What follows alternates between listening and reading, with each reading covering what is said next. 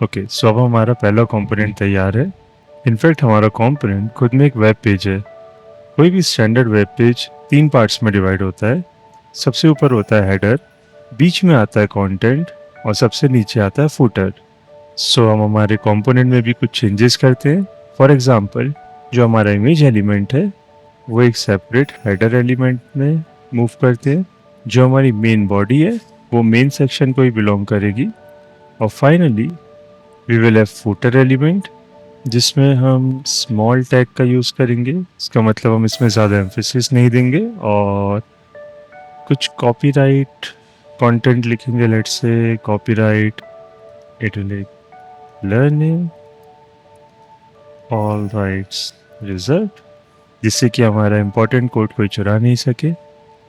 और finally in सारे components को हम एक parent component which will be the div component उसके अंदर प्लेस कर देंगे। और फिर से हम हमारे प्रोग्राम को यदि रन करते हैं तो हमको सेम आउटपुट डिस्प्ले होगा along with the footer. Now ऐसा करने से अब हमारा कंपोनेंट प्रॉपर वेब पेज की तरह अलग अलग कंपोनेंट्स में डिवाइड हो चुका है। अब जब हम इस पेज को रन कर रहे हैं तो रिएक्ट इस पूरे कंपोनेंट को उठाकर index.html में div टैग के अंदर प्लेस कर देता है। बट यहाँ पर एक छोटी सी प्रॉब्लम है। यहाँ पर हम ऑलरेडी div टैग को as a parent element use कर रहे हैं।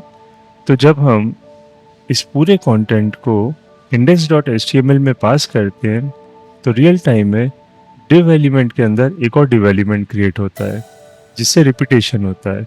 इस तरह के रिपीटेशन से बचने के लिए रिएक्ट हमको एक और एलिमेंट प्रोवाइड करता है विच इज़ फ्रेगमेंट एलिमेंट। तो सबसे पहले हम फ्रेगमेंट को इंपोर्ट करते हैं, जो कि डायरेक्टली रिएक्ट लाइब्रेरी से बिलोंग करता है।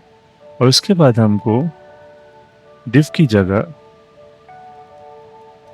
फ्रेगमेंट टैग का यूज़ कर सकते हैं। नाउ यदि हम फिर से प्रोग्राम रन करते हैं तो इस बार div एलिमेंट के अंदर केवल हमारा मेन कोड पास होगा। रिएक्ट ने डेवलपर्स के काम को और ज़्यादा आसान करने के लिए फ्रेगमेंट एलिमेंट का भी रिप्लेसमेंट दिया है। यहाँ पर हम फ्रेगमेंट की जगह यदि हम एम्प्टी टैग्स को भी पास करते हैं तो react automatically in empty tags को फ्रेगमेंट टैग या फ्रेगमेंट एलिमेंट ही कंसिडर करेगा और इन टैग्स के बीच का कंटेंट div एलिमेंट के अंदर पास करेगा। सो यदि हम फिर से हमारे वेब पेज में जाकर उसको रिफ्रेश करते हैं, the content will remain unchanged.